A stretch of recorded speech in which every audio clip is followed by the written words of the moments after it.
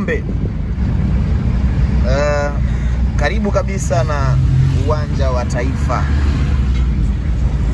opposite na chuo cha ualimu, na hiyo ni ICD Bandari Kavu.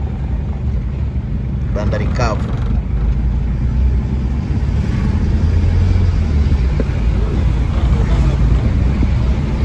jiji la Bandari Kavu.